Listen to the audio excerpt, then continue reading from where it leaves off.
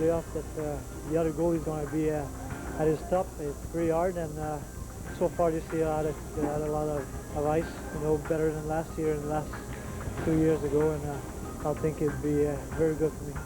A poll taken in a local Montreal newspaper in January found a majority of the respondents thought that Waugh should be traded. The proud Waugh was troubled by the fans' lack of confidence, but Demers never wavered from his preseason promise that no matter what, Waugh was the man.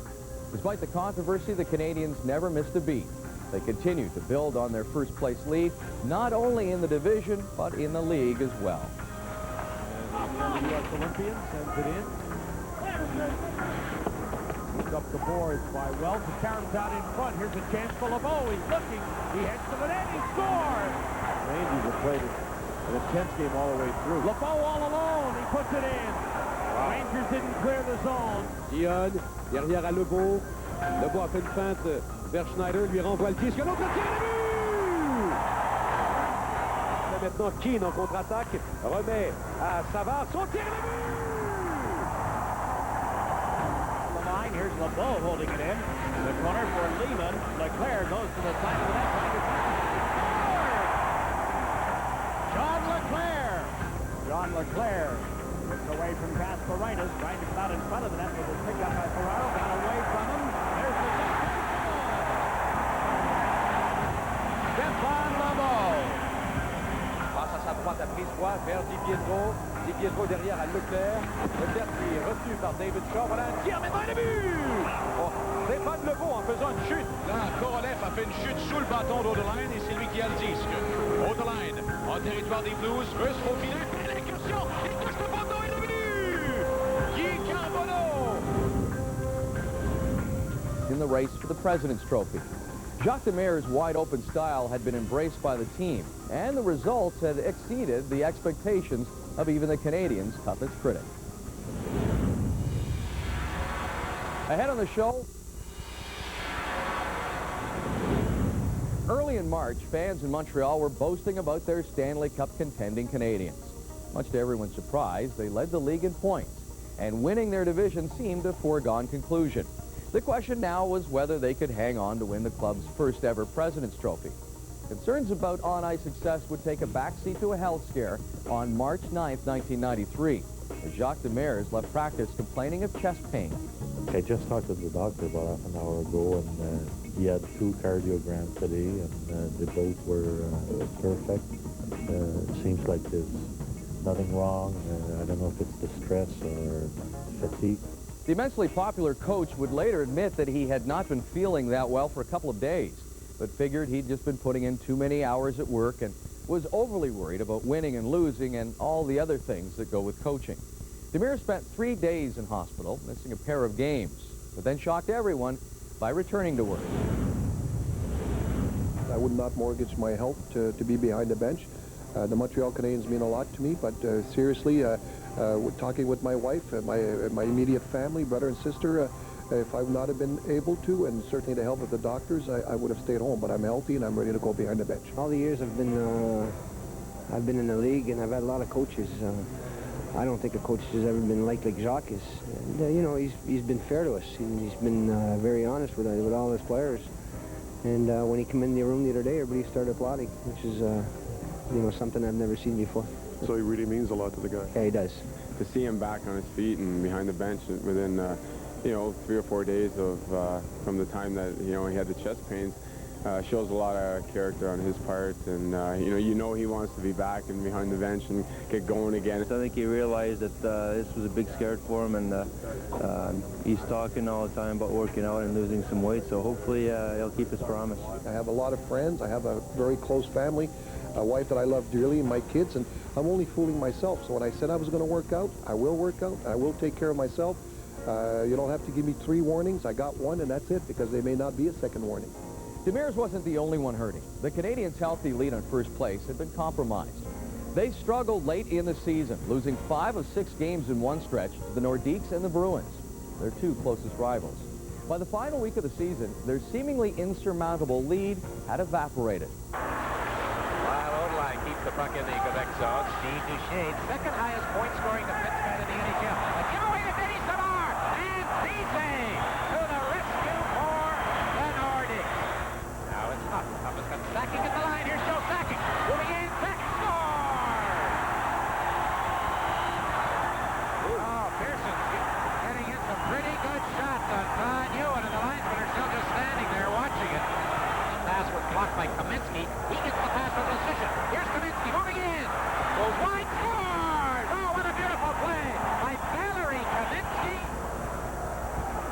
the Montreal defense are going to gamble on the pinch, and you may see another breakaway if they can keep dumping it out to the man that's gone. Here it is. Sundin scores. Harry, you called it. Dionne avec moins d'une minute à faire maintenant. D'Anfos à Bellows. Oh, quel arrêt d'Endebok! Il tire au but 12 contre 1 seul pour le Canadien. Et là, c'est Kabartalnov et le but! La passe revient à Roberts vers Raymond Bourque derrière. Bourque qui arrive au centre. Bourque qui transporte toujours le disque. Habilement, revers, bloqué par Rasico et le but! Où le jeu a repris, c'est finalement Darren Kimball qui va d'une passe. Oh, et le but! La rondelle a dévié sur un joueur du Canadien. The Canadiens had led the Bruins by 15 points with 16 games to go, but as the Canadiens floundered, the Bruins heated up. By the final week of the season, Montreal's first-place hopes were gone. They found themselves in a dogfight with the Nordiques for home ice advantage in the playoffs. Losses in 3 of their final 4 games pushed the Canadiens to 3rd place in an opening round meeting against their provincial rivals. Ahead on the show. Welcome back. The Canadiens' collapse in the final month of the season had pushed them to 3rd place in a first-round meeting against their provincial rivals, the Nordiques. Young scores! John Young in overtime has won for the Nordiques. Line to the point with reaching and Young for Quebec. Haller lost it. There's the second score! Scott Young again!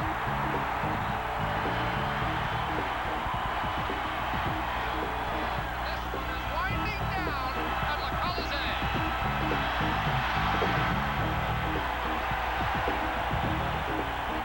Canadiens go home empty-handed, and Pierre Paget's Nordiques have a 2-0 lead in the series. Patrick Waugh had shouldered the blame for the Canadiens' opening 2-game losses. The papers seemed to agree. Nordiques win game, battle of goalies, read one headline. Underneath it read, Hextall gets the better of Waugh. Dan Bouchard, the Nord's goaltending coach and Waugh's childhood idol, went even further, saying they had found Waugh's weak spot. Maniacally proud, Waugh was so insulted he never spoke to Bouchard again. Jacques Demers resisted calls to start backup Andre Rasico in Game 3 and stayed true to a preseason promise that he would stand behind Waugh all season long. Ever superstitious, Waugh figured it was time to change his luck. He switched the order in which he skated around the face-off circles before warming up, a ritual he had faithfully followed for 7 years. Motivations are gimmicks, challenges. This is hockey. This is playoff time. I'll tell you one thing, they didn't have to motivate Steve Yzerman to play in Detroit. Didn't have to tell Gerard Gallant it was April 20th. This is playoff time. Like I said last night, we've lost 6 straight games in a row. Obviously, I feel that I have to do it, and you know, there's no question I'm one of the guys that he's talking about. I was doing it during the season, and right now it's not working the way I want.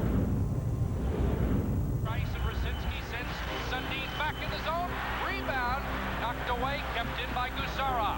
Right wing feed, Sundin, shot, scores! Matt Sundin with the blast.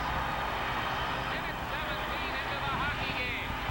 And a big goal for Quebec. Wanted Kovalenko open at center ice and just missed him with a breakaway pass. Stacking, Young shot, Kovalenko rebound, shooting, and Patrick Waugh on the line makes a key stop. Up loose. Muller shoots, scores! Muller on the face-off against Sundin. Leclerc through a maze of legs, loose, Bellows! Oh, a big stop, rebound, still loose! And they can't get it past Ron Hextall. And I say it again, Demers must be saying, is it in the cards for us to score in overtime? Lehman turns, Brunet again with LeBeau, 2-on-1! In front, off the board, they score! We're going to have an argument. The Nordiques are going to argue that the stick was over the shoulder.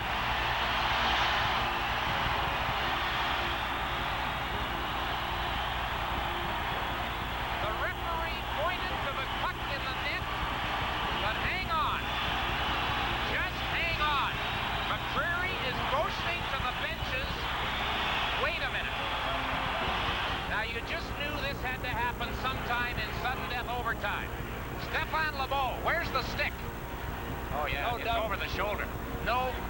no doubt about it. Over the shoulder. The goal has been disallowed in sudden death overtime, but there's not much doubt about it. Cleared in. Domfus, nice move, shooting right on. They score! And Hextall's wild again. Hextall going after McCreary big time. Claiming, I would think, that the puck was kicked in. Have you ever seen a finish like this? Foot tries to clear, kept in, passes in, Haller shot, rebound, scores! Domfus!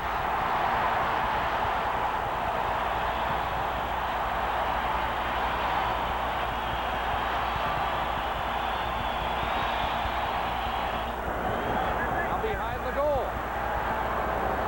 Shot, scores! Scott Young!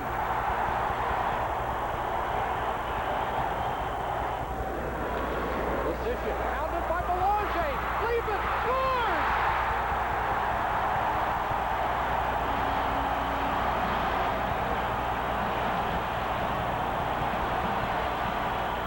Line around the boards will be kept in by Finn. Shot deflected. Loose puck, hop shooting. Hit the post. They score! Sakic! Working against Steve Finn.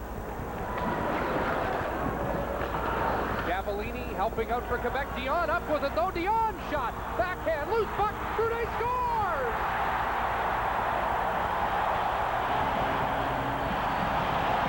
Nordiques break down a bit in their own zone, and Benoit Brunet scores his first Stanley Cup goal. Agonizingly long time it seemed here with Hextall down and unable to get back up. The net wide open.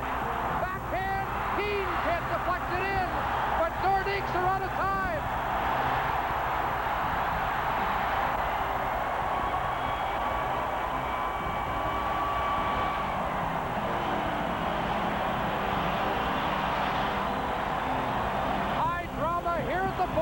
And the bottom line, Chris, is we had a terrific hockey game for everybody from coast to coast.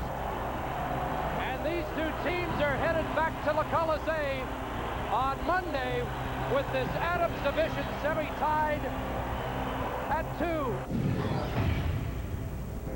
I felt great. That's the reason why I told Jacques, I said, if you want me to go back, I'm ready to go, because I felt great. The only reason why I gave that first goal was because I could move my arm. And, you know, I went out there and I was sharp, and all what mattered for me was make the saves, and I just didn't want to let the guys down. Patrick was our Joe Montana. Joe Montana is one of the greatest athletes to ever play in any sports. Gets hurt, always comes back. Joe Montana. And the reason why I say that is because Patrick Roy has made some statesmen. He lives with his statesmen. He's a competitor. He's the leader of our hockey club. We have some other leaders that got to be making sure that, not to forget guys like Mutter and Carbo. There's other leaders here, and Brian Bellows and Damfus. But Patrick Roy stands up, speaks, and everybody listens. The key to our club, I think, tonight was we kept our composure, stuck with it somehow, and somehow got a win out of it. I think we're all a little bit scared, you know, and when you're scared, you know, we're backed into a little bit of a corner. We got to come out fight, and I think, you know, I think playing a little bit scared, a little bit desperate is what, you know, what this team needs, and that's what we have to do when we go into the forum. We've been playing that kind of hockey, afraid to lose, and not because we took charge of the series right now, but because we're winning 3-2. They're going to start walking around being cocky and thinking everything's won, because nothing's won. It's won when you win Game 4. Throughout the series, we've been down 2-0 and came back, and now we get a chance to finish it off, and we're going to do our best to do it. We know Quebec's going to come out strong. It's their last. They have to win to keep going, so they're going to give it all, and we have to be ready for that. Ultimately, the Canadiens would win in 6 games, with Paul DiPietro providing the heroics with a hat trick in the series clincher. Domfus in on the play, they score! DiPietro all the way! Back to DiPietro, here he comes! DiPietro scores! DiPietro's loose, hold DiPietro in! Scores!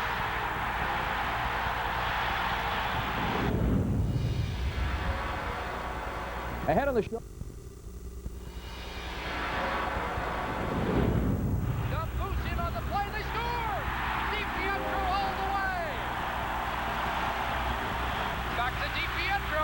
Here he comes. DiPietro scores. Pietro's loose. Pull DiPietro in. Scores. The Canadiens had survived against the Nordiques, who win in 6 games, and now face the upstart Buffalo Sabres. Buffalo had stunned Boston by sweeping them in the opening round. But in the Adams final, it was the Canadiens who continued to stun the hockey world with their overtime heroics. Into Dom Foose, around the net, tied up, gets loose again. Dom Foose coming for the net, shoots, scores! Dom Foose, one goal. Here comes Fuhr. McGillney shoots it in, and the net is empty at the other end now. Sabres in, what a save by Waugh! McGillney was in with Himmelab, and Waugh saved the day. Game over. And the Canadiens win the first game 4-3, but I will tell you, Patrick Waugh made a big save with a couple of seconds left. 4.5 minutes left. Here's Howard Chuck stealing into the zone deal. Howard Chuck to handed. Waugh down-handed, banged at it, but the Canadiens keep it out with a real pile up in the goal. Canadiens a lead pass for Savard. Just a stride too far. Kearney battling for it. They go crashing in. Ronan and Kearney. Here's a loose puck. Savard to Carbonneau. They score! Guy Carbonneau wins it for Montreal. Howard Chuck now has a goal and an assist tonight. Here's Odette working in. Loose puck. And somehow it stayed out. Oh, the Sabres come close. Bellows again. Beats the point. There's a shot. They score!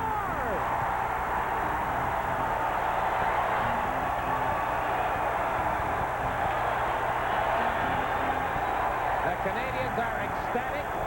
The Sabres are stunned. Sometimes coach forget who's on the bench, and you know, it's a big game, so I told Kirk I have a lot of energy. Put it on my corner, do what you have to do. I'm going to skate so hard I need that goal, so I went out and got it. Well, I tell you, it just happened to me in the right place, but I thought instead of throwing it to the net where everyone, the defenseman was taking the pass away, I'd throw it back, and Patty Brisbois, he's a right-handed shot, so he had the one-timer and threw it back to him, and give the kid credit because he did the smart thing. He got the puck on net, and Joe Bertillon was jamming, and it went off him into the net, and tell you what, I was really happy because it was getting tiring. First game like that, I think they really came hard at us. They did the same thing we did to them. You know, they threw the puck in our zone, forced everything. They had 5 guys in there in our zone trying to block the boards, and you know, we just kept throwing the puck at the boards, and they were picking up the puck and threw it at the net. Brian Bellows give me a nice pass on the blue line, so just to raise the puck on net, and Bertillon tip it, and everybody is happy. Huh? That's playoff hockey. It's a sudden death situation. If it had been a 20-minute period, maybe we would have got them at the end. But you know, they got the goal, and they stuck with their game plan. And you know, we can't do anything about that. We played a strong game in the second and the third, and pretty strong in the overtime. And we got to take what's been given to us so far. But we're keeping our heads up and keeping our hopes up.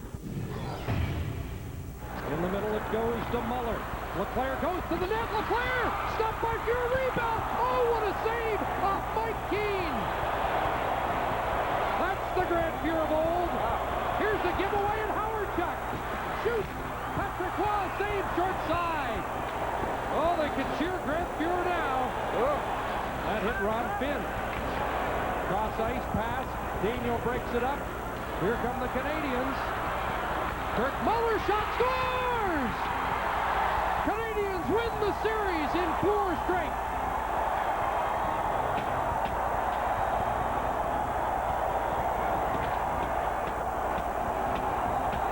After sweeping the Sabres, the Habs had run their winning streak to 8 games and their overtime win streak to 5. Montreal now faced the Islanders in the Wales Conference Final. The Isles had just completed a shocking upset of the 2-time defending champion Penguins. They would learn that stopping Mario was one thing. Stopping the Canadiens' assault on the record book in this postseason was quite another.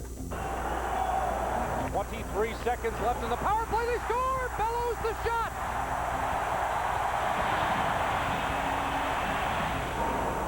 And one too many passes on that rush by the Canadiens. Here's Ronan and LeClaire again. There's the shot, scores!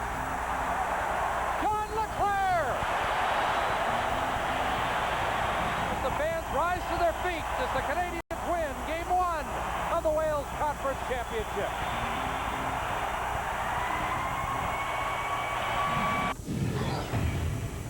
And Benoit Hogue skates up with the puck. Now Hogue dumped by Denny Savard at center ice, and the Islander bench is upset, in particular Al Arbor. And Brisebois clears it away to Dom Foose. Here come the Canadiens, 3-on-2. Brisebois going to the net. LeBeau, the trailer, scores!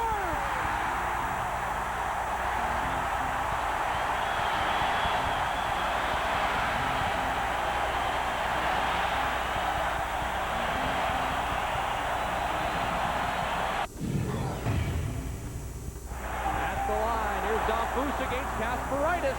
Has him tied up. Thomas behind his goal, centered in front, DiPietro, picks up Healy, rebound, scores! Here come the Canadiens. Brunet cross ice, Carbonneau shot, scores! Guy Carbonneau has won it for Montreal. Now Flatley, sending away Ferraro. Here's Ray Ferraro, taking a look back in front, they score! Todd Flatley!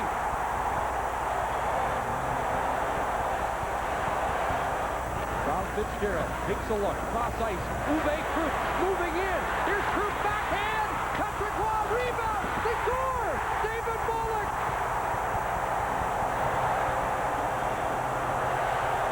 Obviously, they don't want to quit, and they got a lot of pride over there, and they want to keep going. And they played that way tonight. You gotta give them credit. They outplayed us, just in the little things, and it seemed like they're just a little more desperate than we were tonight. We talked to yesterday and today not to be complacent, not to be happy with the streak, and I think contrary, we went on the ice and thought that not that's going to be easy, but that just by showing up we're going to be okay. You have to give them credit to. They really worked hard. They had their back to the walls and they played well. But on our side, we just didn't think and got outworked and outmuscled in the corners. The little things, they have a saying: take care of the little things, the big things will take care of itself. But I think overall it was a great team effort, and we had a meeting yesterday and said if we try to go individually here, we have no prayer against this team. We have to all stick together and play well collectively, and everybody does his job, and we need guys to come through for us. Muller against the boards, pushed away by Krupp. Norton slides with LeClaire. Keane to Muller, backhand, they score! Fellows to LeBeau, across ice, Dumbu scores! Somebody was doing a good job of playing interference in front of him to prevent an Islander from going out to cover the point. Look out, here's Bellows, scores! The Montreal Canadiens are headed to the Stanley Cup Final for the 35th time in their history.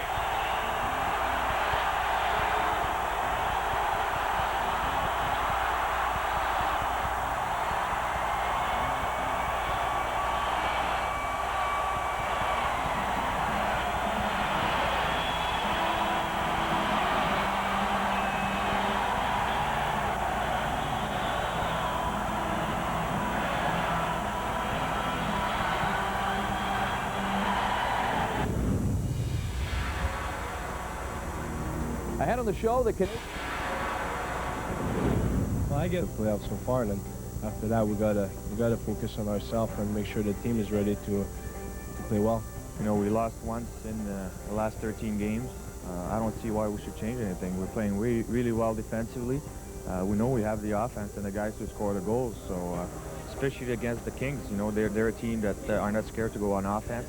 It'll be a good series. I think it's going to be fast hockey. I think it's going to be physical, yet clean, good goaltending. I think the fans are really going to enjoy this hockey. They're a little bit different. They're a little more mobile, a little quicker, not as big, great goaltending. So, we match up well. Wayne Gretzky had a goal and 3 assists as the Kings won the opening game of their Stanley Cup Final, ending the Canadiens' record-tying 11-game playoff winning streak. Now the Canadiens faced a near must-win situation in Game 2. It was a game that seemed to lend credibility to the notion of ghosts in the form. Trailing Trailing 2-1 in the waning moments of the game, Jacques Demers asked Kerry Fraser to measure the curve on the blade of the stick of Marty McSorley. Since early in Game 1, the Canadiens had suspected it was illegal. Demers sat on those suspicions until he felt he had nowhere else to turn. Fraser found McSorley's blade was curved more than the legal half-inch, a quarter-inch more, the NHL's chief of officials Brian Lewis later estimated. McSorley received a 2-minute penalty.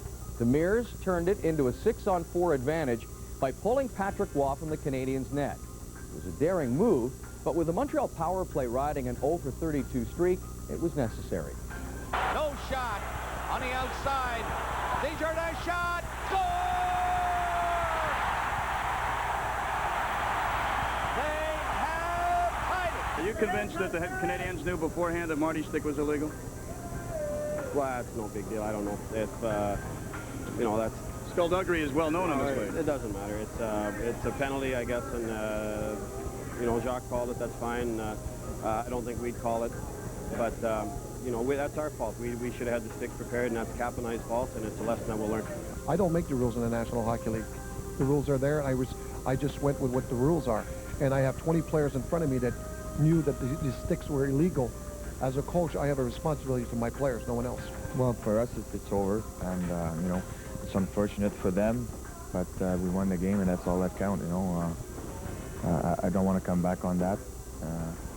I can't say he made mistakes or didn't make any mistakes or bad judgment, but, you know, rules are the rules. You know, if they don't like it, that's too